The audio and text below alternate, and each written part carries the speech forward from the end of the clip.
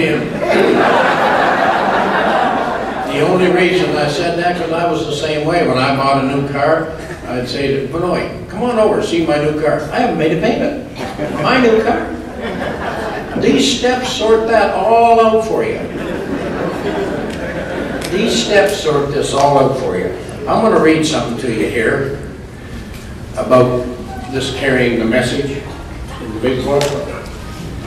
It says, but the ex-problem drinker who has found this solution, who is properly armed with facts about himself, not AA, can win the confidence of his fellow man or woman in a matter of hours. Until this has been done, little or nothing can be accomplished.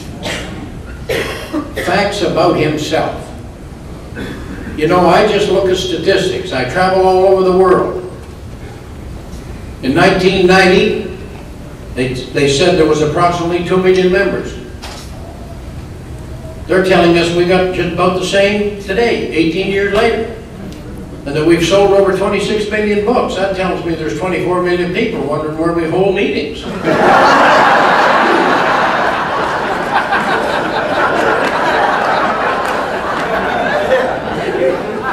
You know, Gail done some incredible workshops this weekend. I just pray that you really listen to what was said. My old sponsor said to me, he said, I think you should read AA Comes of Age before you ever touch a big book, and then you'll know what you belong to. And read Dr. Bob and the good old timers. And this is why I give my full name, because on the pamphlet, Understanding Anonymity, second page in the back, it said, we strongly suggest that you use full names at AA meetings and particularly on committees. And Dr. Bob said, refusing to give your full name at AA meetings is breaking the tradition of anonymity equally as much as at the level of press, radio, TV.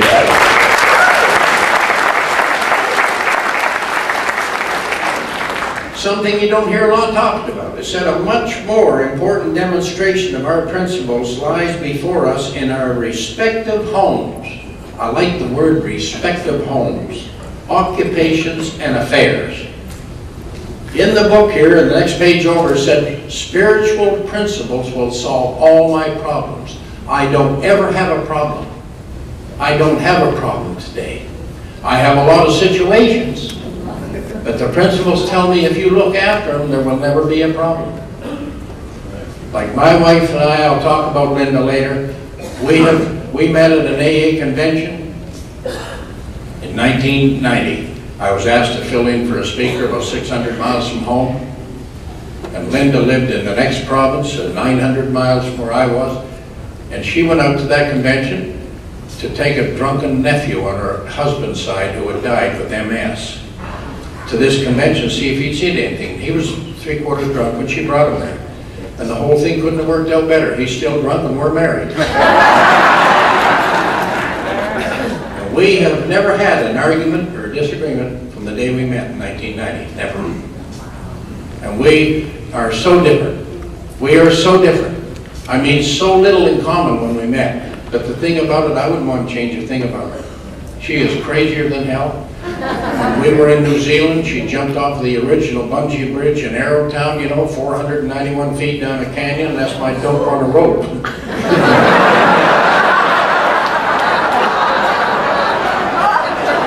I'm absolutely scared to death for anybody to suggest anything to her. And I support everything she does.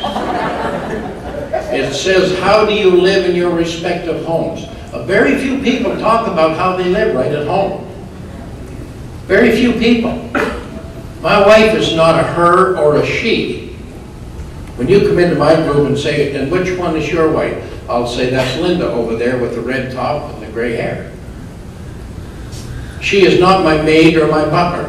I was speaking in Cincinnati several years ago, Linda and I. Angie was there that time. And I was talking about how I live in my home. I get up in the morning, have a shower, the walls are all wiped down and clean. The glass doors are all done. The taps are polished. The countertop is done. The mirror is done in the bathroom. I make the bed as soon as I get up. When I go to the bathroom, I don't stand up. I sit down. See, men don't understand this because underneath that seat it's all yellow. Who cleans it? Her. See, my wife is not my maid. She's not my butler. We do everything together. I just felt so good yesterday. I went over to Dillard and bought her the most beautiful dress I've ever bought her. And I buy all her clothes. 95% of everything in her wardrobe I buy when I travel. And people say, men don't buy women's clothes. You tell your story and let me tell mine.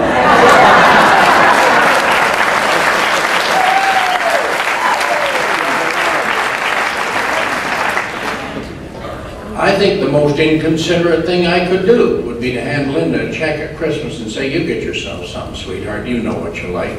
Take a bloody look at her. She wears whites or reds or, what a cop-out. I don't know what you like. Take a look at her. Does she always walk around naked? You might like her that way, but that's not the way it is. That's not the way it is. So that's how I live at home. We do everything together. We walk through the mall together holding hands. We shop together. We golf together. We walk our little Jack Russell together. Like when I met Linda, she wouldn't golf. And I'm not going to tell you what she said about it. This is not repeatable. But about 8 years ago, she said, well, give me an old set of used clubs and I'll try it. So I bought her a new set of clubs.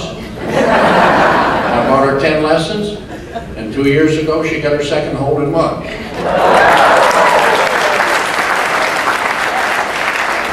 I listen to a lot of people say, oh, I couldn't play golf. Why? It's a lot like sex. You don't have to be good at it to enjoy it.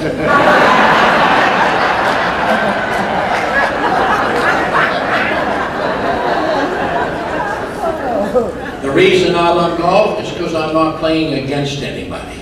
It's not like hockey, football, baseball, where you're throwing the ball, the guy catching it, throws it. It's just me, a club, and a ball.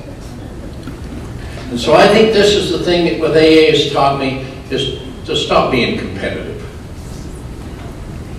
And after 9 years with that trucking business, I brought a guy into AA. I have an in-depth 12-step meeting I've had for 41 years, and I've got everything on paper. All the steps are on paper. I've got 4 different step 4s done out, and it tells you where in a big book, and the 12 and 12, not the 12 by 12, that's a piece of timber. The 12 and 12. And it tells you on what page to find the answers to everything. And it says, we know that one man with this book in his hand, it contains all the answers you will need. All the answers. I don't need a library full of other books. I've got some. I don't need them. So I think it's important that this fella that was in the step meeting, he owns the 4 largest custom designed jewelry stores in the city of Vancouver. A Danish fella. And he had lunch with me one day and he said, I've been listening to you talking and run the step meetings and that. He said, how would you like to manage my main jewelry store? And I said, I'd love it. Now why I said that, I don't know. Here's this little boy that all he ever done was move furniture. And I sold a trucking company. And the week after, I was second manager of Ragnar Jewelers at 12th and Granville in Vancouver. And he went to the bank and a lady come in, Mrs. Sadler, who owns the 2 largest, most expensive lady stores in Vancouver, Sadler Wells.